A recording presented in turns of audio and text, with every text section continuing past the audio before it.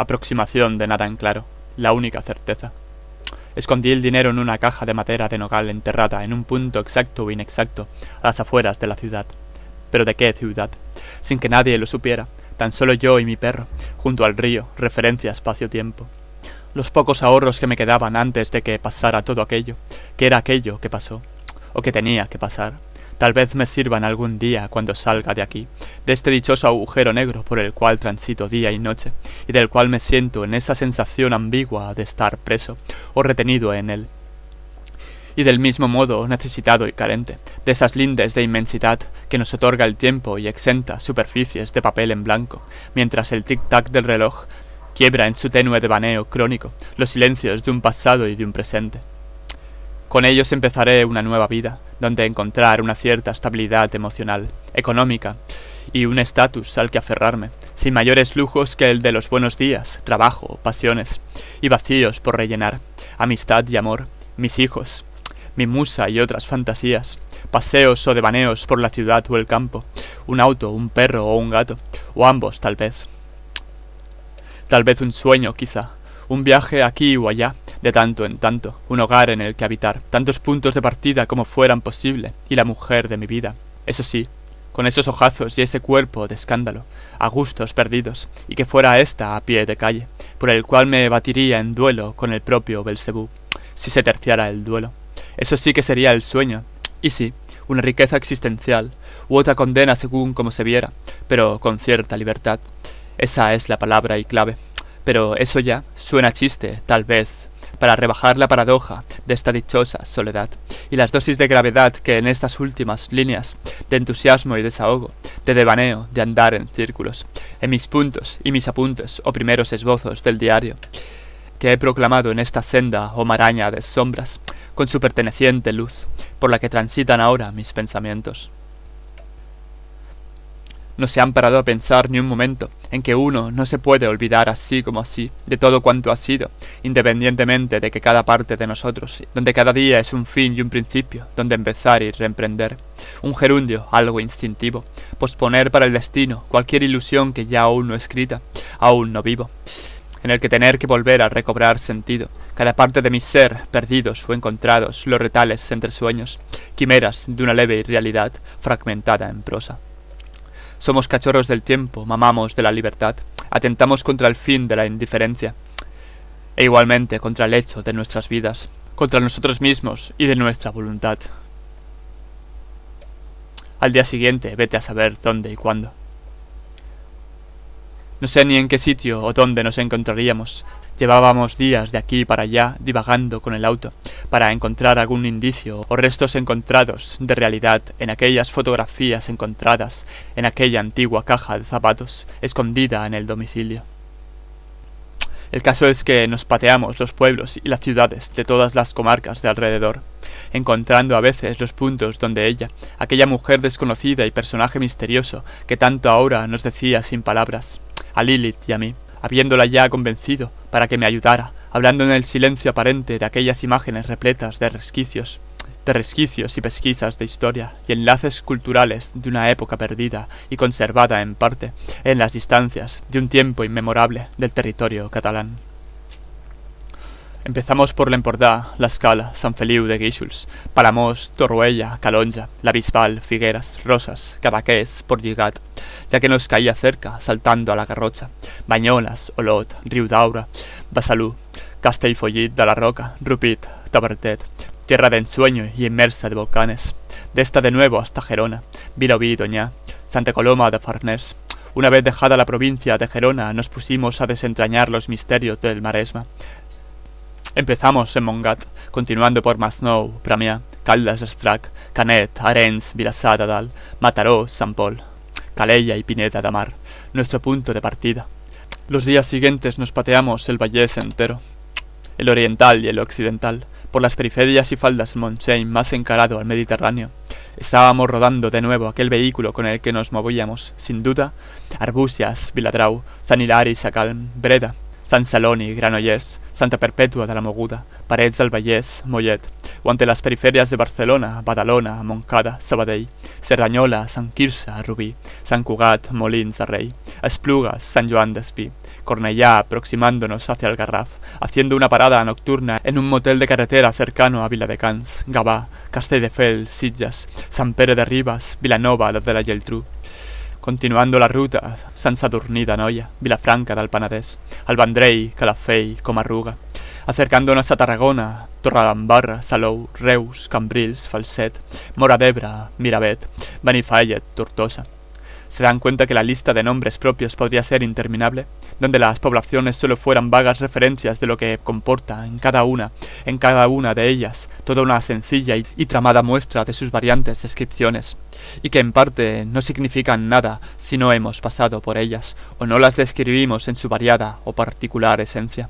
Cuando lo que ustedes presenciaban ahora ante sus ojos solo fueran nombres propios que ubicar en geografías cartográficas de un plano y territorio altamente definido y repleto de contrastes. Aún así, sin entrar en absoluto en descripciones que harían de este libro interminable, pero que a mí me da un no sé qué leerlas, como si de una musiquilla se tratase al pronunciarlas, al transcurrir por ellas rememorando o citando su existencia, donde ellas ya me incitaran a conocerlas o simplemente a saber que están ahí expuestas y repletas de vida en el plano geográfico de dicho territorio, donde cada uno de nosotros las podamos sentir de igual o diferente manera, pero siempre con un denominador común, el de la belleza en el paisaje que predomina, selecta, cambiante, variante y concentrada en el paisaje. De tanto deambular de aquí para allá durante tantos días ya había perdido incluso la constancia del tiempo y del espacio. Ahora tal vez estuviésemos en Osona, donde las fotografías nos hubieran llevado a los alrededores de Vic, Aiguafreda, Centelles, Fígaro, Torelló, Gurb, Montlleu, Roda de Ter, o quién sabe si la hubiéramos dejado atrás y adentrándonos en el Ripollès, Ribes de Freser, Pardines, Sant Joan de las Abadesas, Camp de Bànol, Montesquiu, Sant Quirze de Besora, o tal vez nos halláramos en el Berguedà, Berga, Viladà, Guardiola de Berguedà, Puig-reig, Navas, Gironella, oyéndonos más allá de Solsona hasta la Pobla de Segur y alrededores, Sarroca de Bellera, Arinyà, Talarn, Claret, Tremp, Fontjonga, Camarasa, Balaguer, la Sentiu de Sió, Agramunt, Pons, Guissona, de nuevo a Solsona y de esta a Cardona, Súria o ya tirando a Manresa, en Navarcles o Sant Fruitós del Bages. De tanto viajar ya teníamos el culo cuadrado o enganchado a la almohadilla del asiento, de aquella tartana o andrómina, por llamarla de algún modo, a 4 ruedas con las que nos movíamos, con la que nos desplazábamos, de aquí para allá, de allá para aquí. El coche era de Lilith, sin duda tenía que comprarse un coche nuevo, por mucha pieza de coleccionista que éste fuera, y que motor y carrocería estuviesen como el primer día. Que yo no tuviera, me refiriera a vehículo alguno, con que desplazarme, y que cada vez que le hacía un comentario gracia al respecto de su coche, ésta me mirara con su cara de temeraria al volante, como haciéndome entender que ni un comentario más, o me dejaba tirado en la próxima parada, de lo cual capaz fuera, estoy convencido, dejándome en el primer pueblo en el que paráramos en el trayecto, a comer, a repostar o a tomar algo. Así que me ahorré los comentarios, solo se dedujeron en pensamientos. Por suerte aquel cachivache con ruedas aguantó todo nuestro itinerario sin percance alguno. Ni cambiamos de ruedas, ni radiadores, ni carburadores o juntas de culata. Ni accidentes, y la carrocería, aun temblar como temblara, fuera normal, que por lo que hacía su aerodinámica era como la de antes, puntas geometrizadas y no tan estilizadas como las de ahora. A mí realmente, si no fuera porque llevara horas metido en ese compacto auto de las narices, de un lado para otro, a mí me gustaba a pesar de todo lo dicho. Supongo que el cariño que le tenía Lilith a ese auto, que ya fuera de serie, por defecto o por virtud, era evidente ante mis insinuaciones de que se lo cambiara. Era un Lancia Delta de color gris plata con tapicería beige de los antiguos, con unos estupendos faros delanteros, tapacubos radiales y en sus faldas unos protectores negros con líneas rojas que le daban un toque deportivo muy a los 70. Ella decía que lo había heredado de su padre, pero aún estar bien conservado, ya llevara un buen tute en el cuentakilómetros, aunque ésta ya se cuidaba de cuidarlo, como si de su propio hijo o perro se tratara, como que siendo una mujer aún me sorprendía aún más el hecho y la paradoja, y por lo cual ésta se reía cada vez que le soltaba alguna de las mías.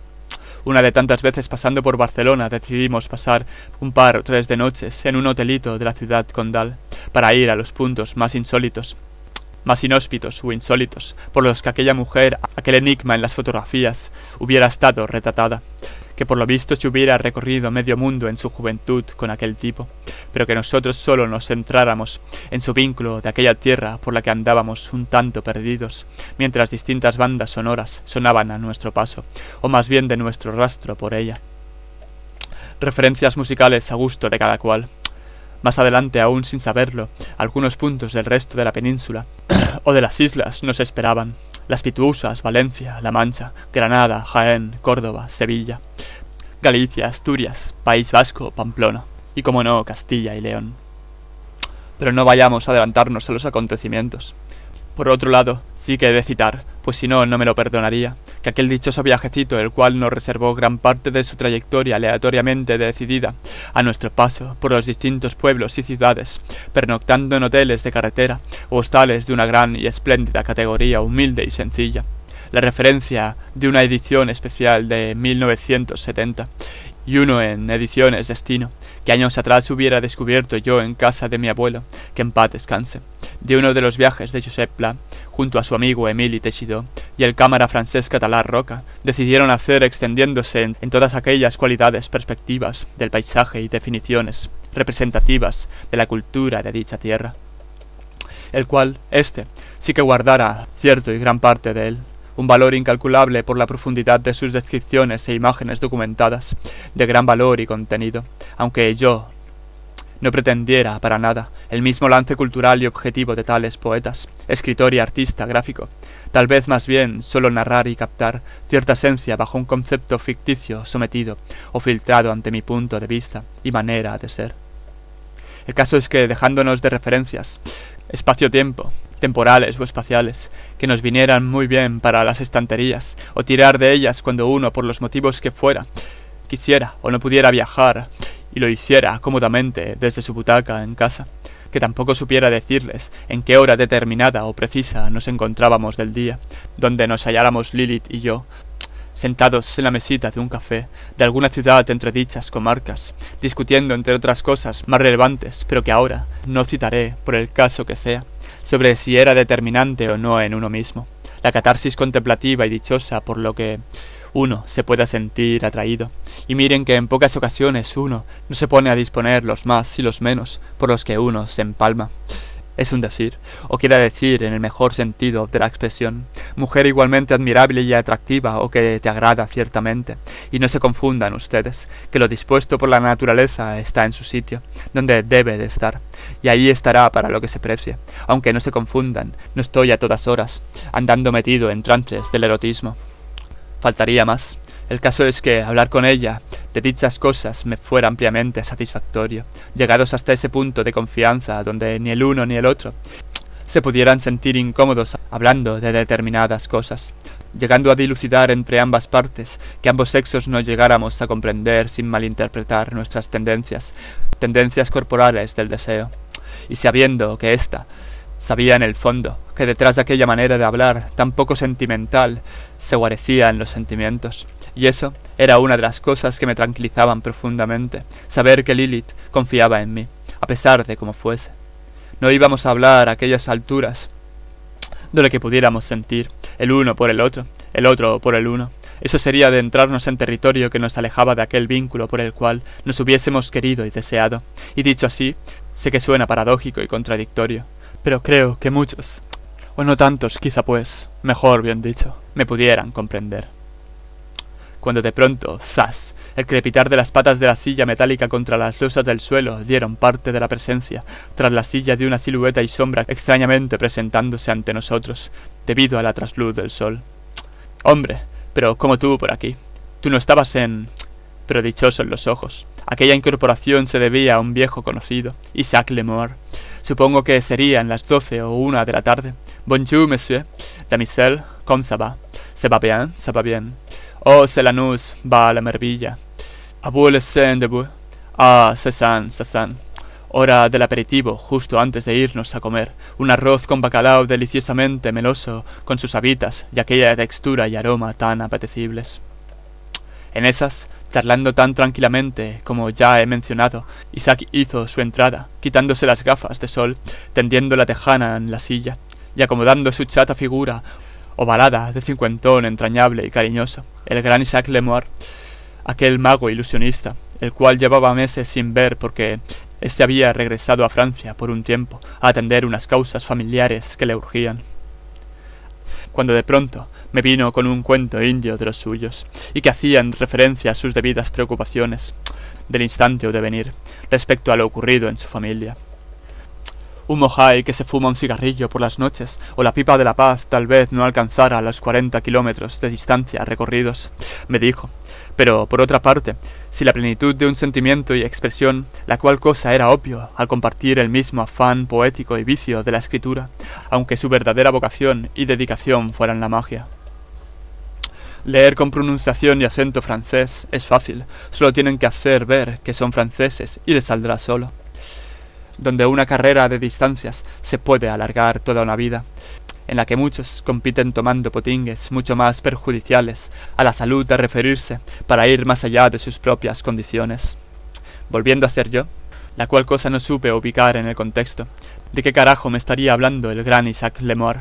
Entonces comenzó que si un mero cigarrillo libre de suplementos y aditivos tóxicos y comerciales o fumar en pipa no eran lo suficientemente contravenidos para un buen estímulo y buen desarrollo para la personalidad creativa y los rasgos y funciones físicas como medio transitivo en el que fluir de las cosas y las personas.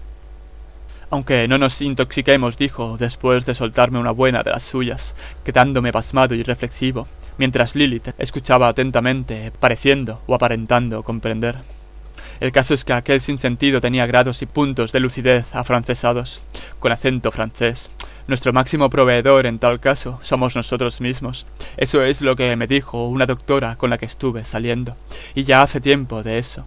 Dios mío, mademoiselle, qué tiempos aquellos. Qué juventud aquella por la que vivir y experimentar. También me dijo algo así como: ¿qué bioquímica queréis más que la del propio hígado o sistema endocrino? Pues uno es el laboratorio del organismo, el otro el liberador de sustancias, según el caso factores, externos o internos, y el que la propia naturaleza nos proporciona. De nuevo remarcando el acento francés, nutrientes, estimulantes, calmantes, analgésicos, antibióticos, etcétera, etcétera, etcétera. Tenía tanto que aprender en aquella época. Aunque yo no me dedicara a la medicina en absoluto, pobres de mis pacientes, ¿qué les hubiera pasado? Yo solo sabía lo que me ocurría a mi entender, o a entender a las peticiones o respuestas de mi propio organismo. Yo qué caray sabría del de los demás, si cómo cagaban, o qué tal meaban, o palpitasen tal vez.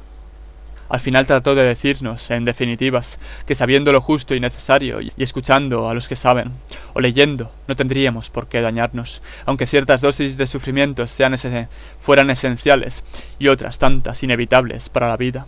Eso, en cambio, se lo dije yo, todo aquello que me resultaba un tanto metafísico, saber y conocer las causas y sentidos de un poquito de todo y un poquito de nada donde discurrir, un conjunto de ciencias indeterminadas o pellizcos de estas mismas para el propio consumo.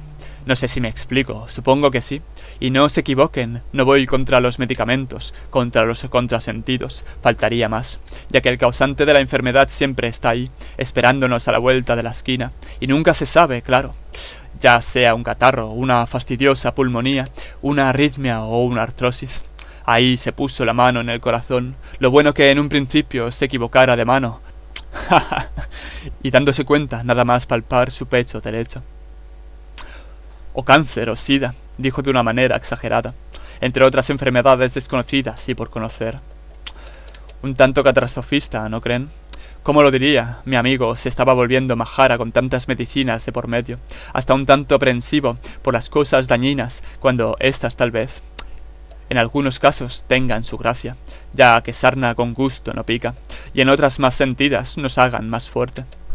Dichoso el hipocondríaco. Todo aquello le venía porque había vuelto a Francia, porque su madre había muerto, o fallecido más bien, dicho de otro modo y más liviano al caso. Pero cuando llegó ahí, se encontró que dicha tragedia le fuera acompañada de otro antecedente, que también su tía, abuela y abuelo hubieran muerto, fallecido mejor, del mismo modo, tal vez causas genéticas, o quién sabe si tendencias o costumbres. Y los tres, por la misma causa o razón, aun siendo estas diferentes. Una tremenda insuficiencia respiratoria, debido a un cáncer deplorable en los pulmones, y afectando por supuesto al resto del organismo, ya fuera por el tabaco y los dichosos suplementos que les ponen, o cuánta contaminación de las doctrinas y de las ciudades, para que a la vuelta de la esquina, de cambio, ya te tuvieras que encender otro, haciendo que éste se convirtiera en un vicio tonto o estúpido, y no en un parecer y placer intelectual, espiritual y fisiológico, como tendría que ser. No sé si me explico. Creo que sí, o por otros factores que rondan en el ambiente de más próximos a la industria y a las ciudades, que a una pronta naturaleza. Por eso estaba así, el tío majadero, y no niego que tuviera sus razones, y con creces, pero el tío estaba obsesionado con el tema. En fin, dichoso el hipocondríaco. El caso es que concluimos aquella sesión de café y charla en el café junto a la plaza, junto al gran mago ilusionista Isaac Lamar, el cual hacía tiempo que no veía, y que hubiera aparecido, como por arte de magia, en aquel indeterminado lugar, en aquella indeterminada hora, ante la presencia inaudita de la vida a nuestro alrededor, por otro lado, refiriéndonos a lo inevitable de una tremenda y certera enfermedad, obviamente la de la edad y el tiempo, en muchos casos, de los cuales no pasaríamos de los 50, los 60 o inclusive los 40 en muchos casos, y que Dios no quiera o no quisiera, rituales de lo pagano, sin la necesidad de consumir demasiadas pastillas y potingues para mantenernos despiertos, en vida. Es cierto que unos le trataran de egoísta al gran Isaac Lamar, cuando en verdad éste estaba dándoles información sin necesidad de hacerlo. Por lo que hacía a lo de las fotos, ahí nos quedáramos tal vez, por el momento, tras las últimas pesquisas que encontráramos. Por lo que hacía aquel arroz de bacalao, con sus habitas y su textura deliciosa, melosa y aromática, los tres nos lo comimos con mucho gusto, antes de despedirnos de aquel mago ilusionista y tomar nuestras respectivas direcciones, trayectorias.